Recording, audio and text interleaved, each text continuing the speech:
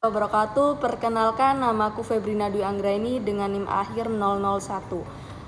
Pada kesempatan kali ini aku akan mempresentasikan artikel yang telah aku buat dan aku unggah di kompasiana.com guna untuk memenuhi tugas UAS mata kuliah Teori Antropologi 1. Jadi pada video kali ini aku akan mempresentasikan hasil artikel yang telah aku buat dengan judul Pagelaran Kesenian Ludruk di Surabaya dalam Teori Fungsionalisme.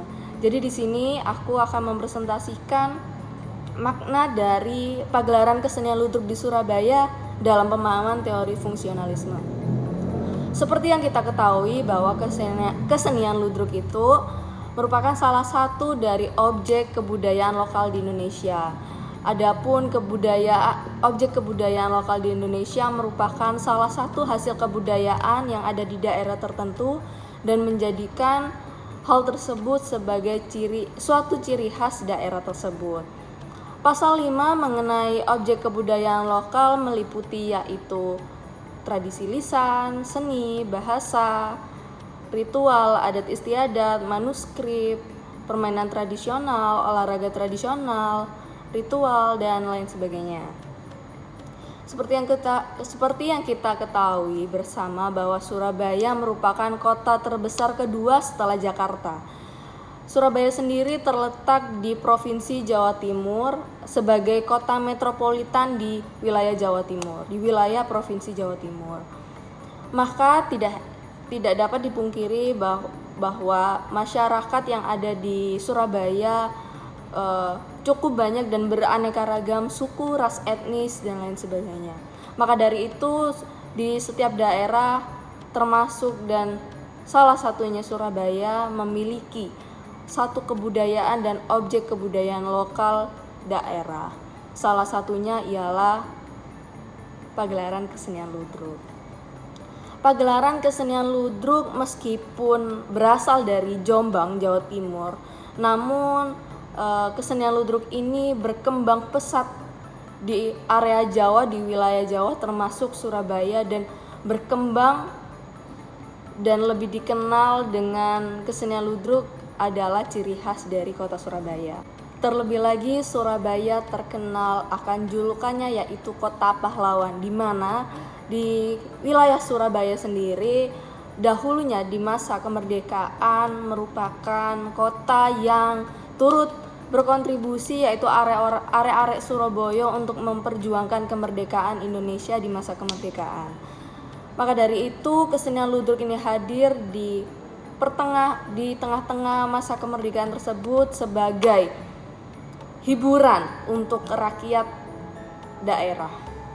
Kesenian ludruk sendiri pertama kali diperkenalkan oleh Pak Santik pada tahun 1920 yang merupakan seniman dari Jombang. Awalnya kesenian ludruk ini menampilkan kesenian ngamen yang berisi syair-syair dengan diiringi musik. Seiring dengan perkembangan zaman dan kesenian ludruk sendiri memiliki periode-periode dalam perkembangannya. Adapun periode kesenian ludruk yaitu dibagi menjadi 4 periode. Yang pertama yaitu periode Leruk Besut pada tahun 1920 hingga 1930. Untuk yang kedua yaitu periode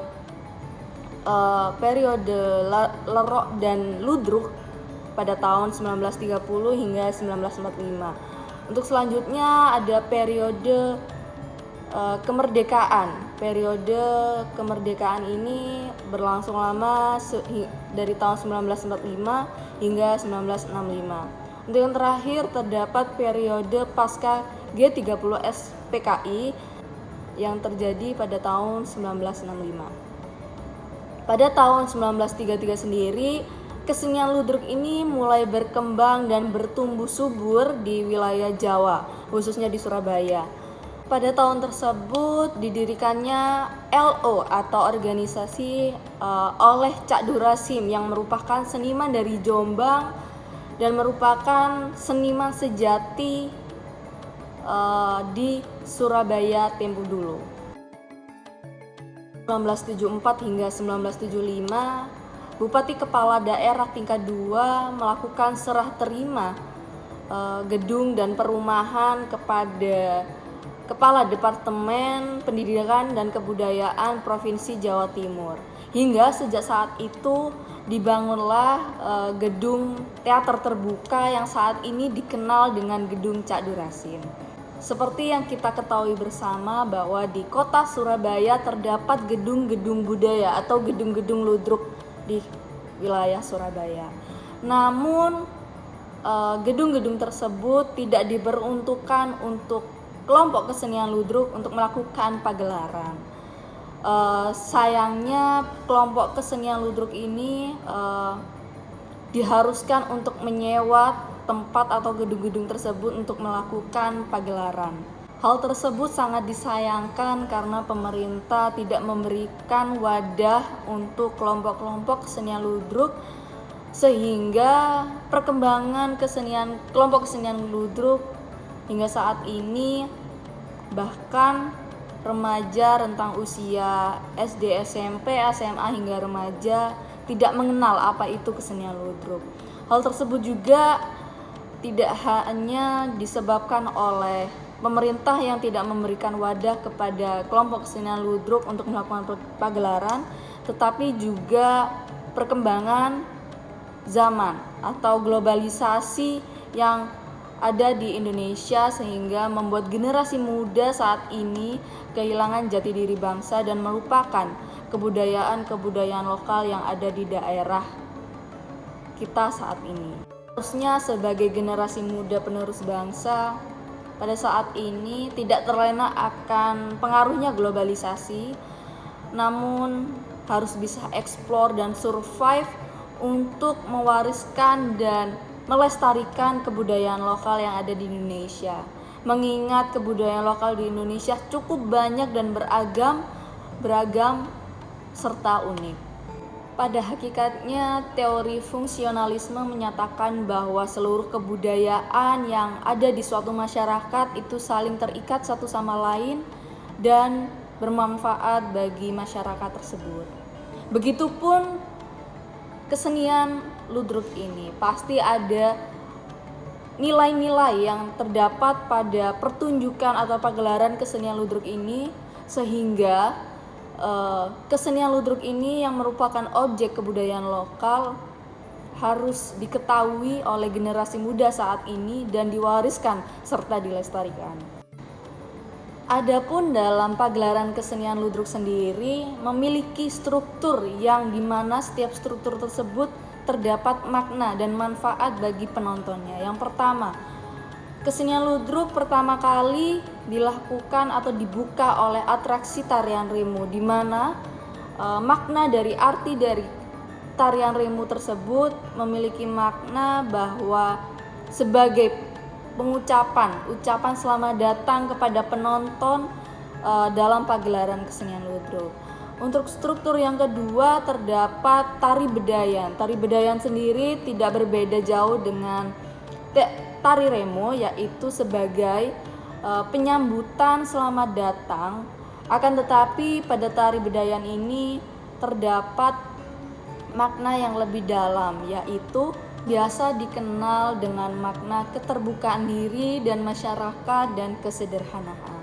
Untuk yang ketiga ada dagelan. Dagelan sendiri berupa dialog atau lakon atau pelawak yang melakukan dialog dengan humor yang lucu. Hal tersebut dirasa memiliki makna sebelum masuk dalam lakon atau cerita pagelaran kesenian ludruk. Kesenian ludruk sendiri memberikan humor-humor yang pada dasarnya kesenian ludruk ini merupakan cerita rakyat yang menyajikan cerita-cerita kehidupan orang-orang kelas bawah, sejarah-sejarah di masa kemerdekaan ataupun sebagai hiburan saja. Jadi kesenian ludruk ini tidak lepas dari struktur dagelan tersebut karena dirasa salah satu unsur atau struktur yang wajib yang harus dilakukan sebelum masuk ke dalam pagelaran kesenian ludruk. Untuk yang keempat yaitu penyajian atau penampilan kesenian ludruk yang merupakan yang isinya merupakan sejarah-sejarah pada masa kemerdekaan, cerita-cerita kehidupan kelas bawah maupun hanya hiburan saja. Saya sebagai generasi muda yang salah satunya mengalami atau terpengaruh oleh globalisasi, cukup penting untuk mewariskan atau hanya mengenal kebudayaan lokal, yaitu kesenian ludruk ini, karena mengingat kita tinggal di Surabaya tidak relevan jika kita tidak mengenal apa itu kesenian ludruk. Kesenian ludruk sendiri menurut saya bukan hanya kebudayaan daerah atau kesenian atau objek kebudayaan lokal saja, tetapi dalam pagelarannya memiliki makna manfaat bagi kehidupan saya sebagai generasi muda untuk melawan pengaruh globalisasi yang ada di Indonesia atau yang masuk ke Indonesia, untuk lebih mengenal jati diri bangsa dan melestarikan kebudayaan-kebudayaan yang ada di daerah di Indonesia. Salah satu kontribusi saya sebagai generasi muda yang mau akan mewariskan, melestarikan kesenian ludruk ini yang merupakan objek kebudayaan lokal di Indonesia, yaitu melakukan sosialisasi kepada kelompok-kelompok kesenian ludruk yang ada di Surabaya untuk lebih memanfaatkan atau memaksimalkan di sosial media. Mengingat perkembangan zaman dan perkembangan teknologi pada saat ini, tidak hanya pengaruh buruk saja yang banyak didapatkan, tetapi manfaat-manfaat dalam teknologi ini sungguh bisa diambil positifnya dan dimanfaatkan sebaik-baiknya, termasuk media sosial. Media sosial sendiri adalah sarana yang diperuntukkan oleh kita sebagai generasi saat ini untuk lebih luas untuk menemukan informasi dan melakukan komunikasi di dunia luar sana. Pada sosialisasi tersebut yaitu menampung aspirasi dari kelompok-kelompok kesenian ludruk ini mengenai dan memanfaatkan media sosial untuk ajang mereka tetap bisa survive di perkembangan zaman dan perkembangan teknologi ini. Begitu saja presentasi yang dapat saya sampaikan mengenai artikel ataupun opini yang saya buat dan saya unggah di Kompasiana. Untuk halaman website bisa kalian klik di bawah ini atau di link deskripsi box. Saya Febrina Dwi Anggraini. Terima kasih sudah menonton dan mendengarkan. Wassalamualaikum warahmatullahi wabarakatuh.